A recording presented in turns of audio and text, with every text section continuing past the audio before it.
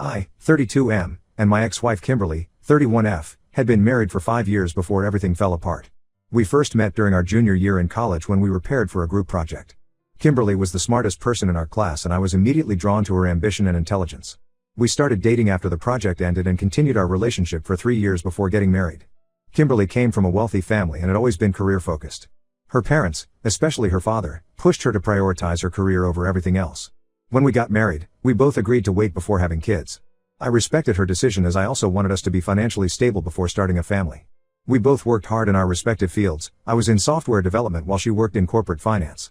After 2 years of marriage, when we were both settled in our careers and had bought our dream house, we decided to try for a baby. Kimberly was excited about becoming a mother and we spent months preparing, reading parenting books, planning the nursery, and even discussing potential names. We tried for months but nothing happened. Initially, we weren't too worried as we knew these things take time. Kimberly tracked her cycle religiously and we made sure to try during her fertile window. After 6 months of trying with no success, Kimberly started getting anxious. One day, she came home from work saying her colleague had recommended a fertility specialist, Dr. Anderson, 45M. Her colleague had successfully conceived twins under his care and highly praised his expertise. We looked him up online and found great reviews about his practice. He seemed experienced and professional, so we decided to schedule a consultation. Dr. Anderson's clinic was one of the most expensive in the city, but we thought it would be worth it if it helped us have a baby. During our first meeting, he came across as very knowledgeable and compassionate. He listened to our concerns patiently and suggested running some comprehensive tests on both of us to identify any potential issues. The test results showed that I had normal sperm count and motility. However, Dr. Anderson said Kimberly had some hormonal imbalances that were affecting her fertility. He prescribed her several medications and told us to continue trying while monitoring her hormone levels regularly. Kimberly had to visit the clinic twice a week for blood tests and checkups. Months passed but we still couldn't conceive. Every negative pregnancy test hit Kimberly hard. She would cry for hours and I felt helpless seeing her in pain. Whenever I suggested maybe we should get a second opinion or try a different doctor, Kimberly would get extremely defensive. She would start screaming about how I was trying to blame her for our fertility issues and that Dr. Anderson was the only doctor who understood her condition properly. I started noticing changes in Kimberly's behavior about a year into our treatment. She began spending more time at the clinic for her appointments. Sometimes she would be gone for 3 to 4 hours for what she claimed were routine checkups. When I offered to accompany her to these appointments, she would make excuses saying it was just basic stuff and I shouldn't miss work. She also started paying more attention to her appearance before these appointments, doing her hair nicely, wearing makeup, and dressing up in her best outfits. I found this odd but convinced myself that maybe looking good helped her feel more confident during this difficult time. Kimberly also became very protective of her phone. She would take it with her everywhere, even to the bathroom. If I happened to walk by when she was texting, she would quickly lock her screen. She started working late more often and sometimes went out with work friends without inviting me along. When I expressed concern about these changes, she accused me of being controlling and said I was adding to her stress about our fertility issues. Last week, everything came crashing down. I was cleaning our home office as we were planning to convert it into a nursery if our next round of treatment was successful. While organizing the bookshelf, I found a leather-bound diary hidden behind some old college textbooks. I recognized it as Kimberly's diary. She used to write in it regularly during college, but I thought she had stopped years ago. I know reading someone's diary is wrong and invasive. I had never done it before in our relationship. But something about her recent behavior had been bothering me and I couldn't shake off the feeling that something was wrong. With shaking hands, I opened the diary to recent entries. What I read destroyed my world completely. Kimberly had been having an affair with Dr. Anderson for the past 3 years. It started during one of her checkups when he complimented her appearance and asked her out for coffee to discuss her treatment plan in detail. She wrote about how attractive she found him and how his maturity and success made her feel things she had never felt with me. The worst part was discovering that she had gotten pregnant twice during our marriage. Both times, she had aborted the pregnancies because she wasn't sure if they were mine or Dr. Anderson's. She wrote in detail about her guilt but also about how she couldn't bring herself to end her relationship with him. There were entries about how they would laugh about me during their meetings, how clueless I was about their affair and how I kept suggesting seeing other doctors without realizing why she wanted to stick with him. I felt physically sick reading these entries. The level of betrayal was beyond anything I could have imagined. Not only had she cheated on me for years, but she had also killed our potential children without even giving me a chance to be their father. All those times I had held her while she cried about not being able to conceive, she had actually terminated pregnancies behind my back. I photographed several pages of the diary as evidence before confronting Kimberly. When she came home that evening, I asked her directly about her relationship with Dr. Anderson. At first, she tried to deny everything, saying I was being paranoid. But when I showed her the photographs of her diary entries, she broke down completely. Through her tears, she admitted to everything, the affair, the abortions, all of it. She tried to justify her actions by saying she had felt lonely and insecure about our fertility struggles. She claimed Dr. Anderson had taken advantage of her vulnerable state, but her diary entries told a different story. She begged me not to leave her, promising to end things with Dr. Anderson and find a new doctor. She said we could start fresh and try for a baby again. I couldn't even look at her. I packed some clothes and essential items and left that night. I went to my brother Mike's, 35M, place as he lived nearby. When I told him everything, he was furious but not entirely surprised. He revealed that he had seen Kimberly and Dr. Anderson having lunch together at a restaurant few months ago, looking very intimate. He hadn't said anything because he wasn't sure about what he saw and didn't want to create problems in our marriage without concrete evidence. The next day, I contacted a divorce lawyer and filed for divorce. I also reported Dr. Anderson to the medical board for having an inappropriate relationship with his patient. Thanks to the diary entries I had photographed, I had solid proof of both Kimberly's infidelity and Dr. Anderson's unprofessional conduct. My lawyer assured me that given the circumstances, Kimberly wouldn't be entitled to any alimony. Kimberly's family has been calling me continuously, saying I destroyed their daughter's life and career by reporting Dr. Anderson. They said I should have handled this privately instead of making it public. But I don't care anymore. Both of them deserve whatever consequences come their way. I refuse to be quiet about their betrayal just to protect their reputations. Update 1. It's been 3 weeks since my original post, and the situation has gotten even more complicated than I could have imagined. The medical board's investigation into Dr. Anderson opened up a massive can of worms that nobody expected. After my report, 5 other women came forward with similar stories about his predatory behavior during fertility treatments. 2 of these women were married like Kimberly and had also terminated pregnancies that might have been his. One woman, Lisa, 38F, was particularly devastated as she had been trying for a baby for over 8 years. She revealed that Dr. Anderson had manipulated her into a physical relationship by claiming he could fast-track her fertility treatment.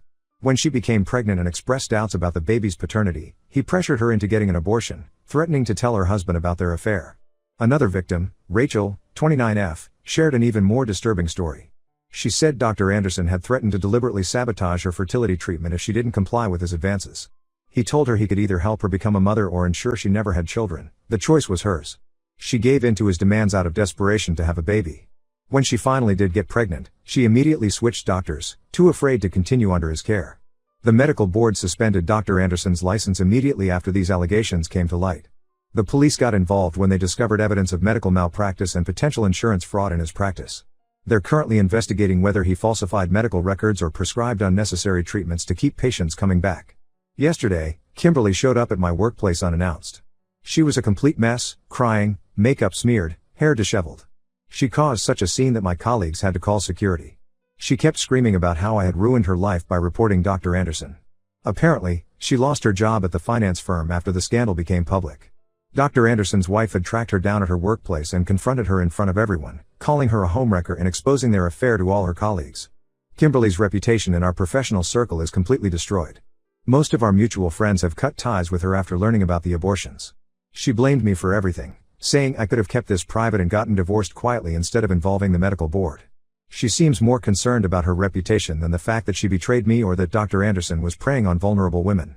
Through a mutual friend, I learned that Kimberly and Dr. Anderson had been making plans to leave their respective spouses and start a new life together. They had purchased property in Colorado under an LLC, planning to relocate there after getting divorces. But as soon as the investigation started, Dr. Anderson completely cut ties with Kimberly. He blocked her number and told her not to contact him again as he tried to save himself from the legal consequences.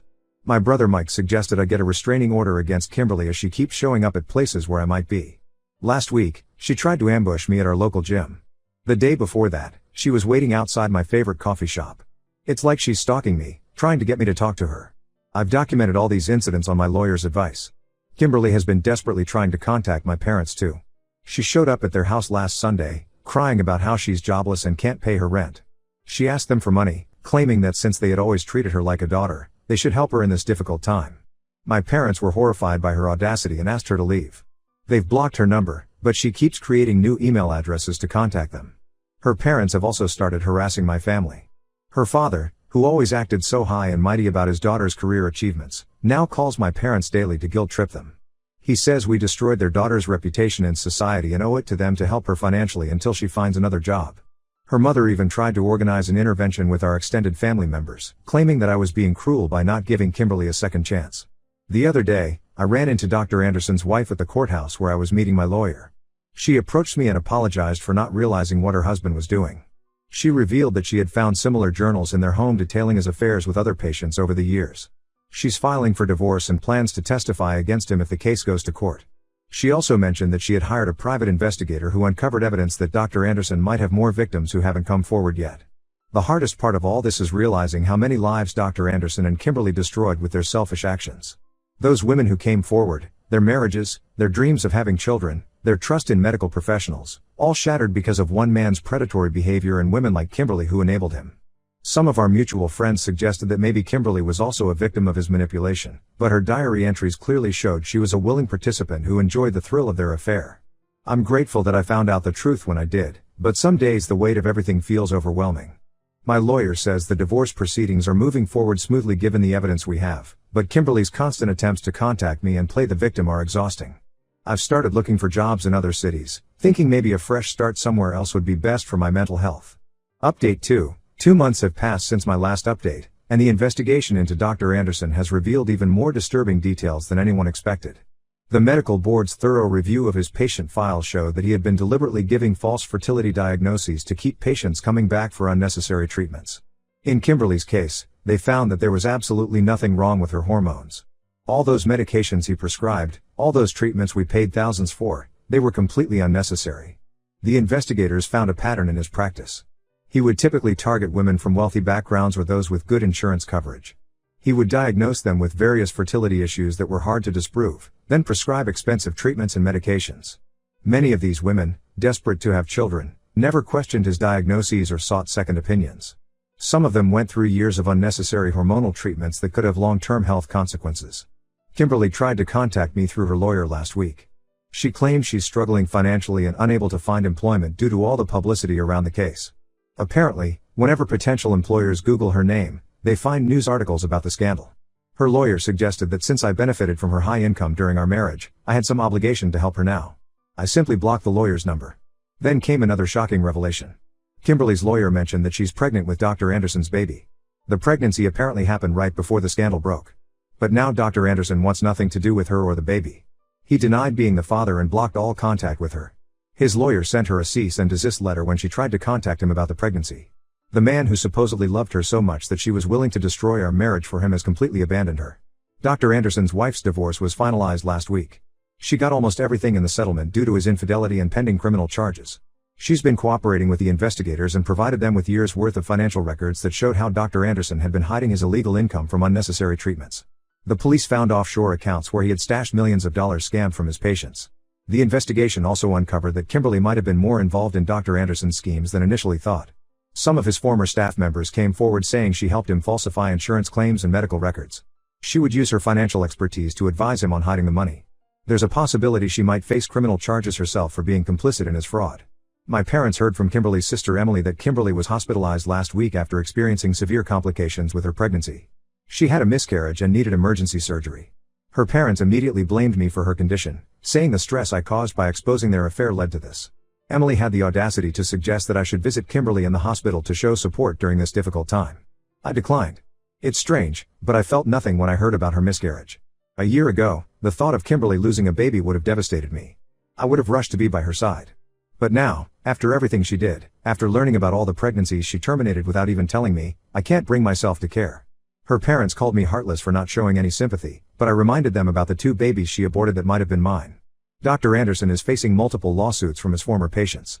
The medical board permanently revoked his license after finding evidence that he had been practicing medicine under the influence of cocaine. They found that he often performed procedures while high, putting his patients at serious risk. Some of his former nurses reported that Kimberly would sometimes bring him drugs, using her fertility appointments as cover. The district attorney is building a strong criminal case against him.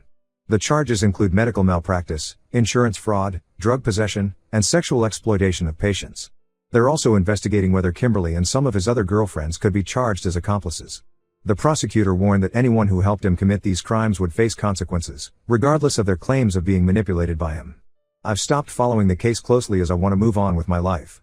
But mutual friends keep updating me about new developments. They say Kimberly has become a shell of her former self. She's living in a small apartment paid for by her parents, as she can't afford rent anymore. Her once perfect life has completely fallen apart, and for the first time, she's facing real consequences for her actions.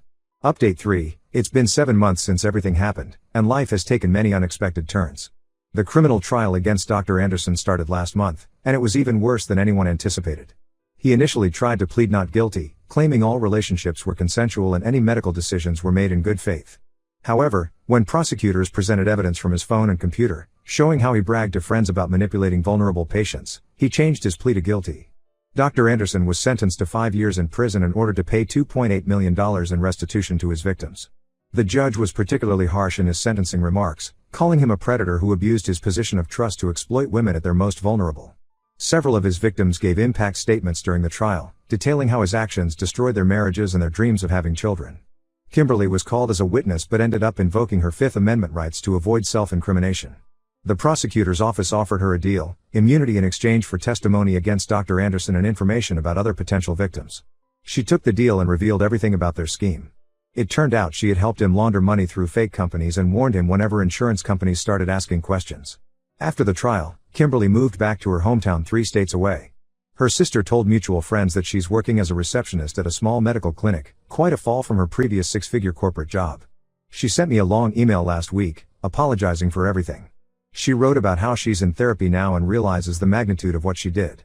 She said she thinks about the babies she aborted every day and will never forgive herself. I read the email but didn't respond. Some wounds are too deep to heal.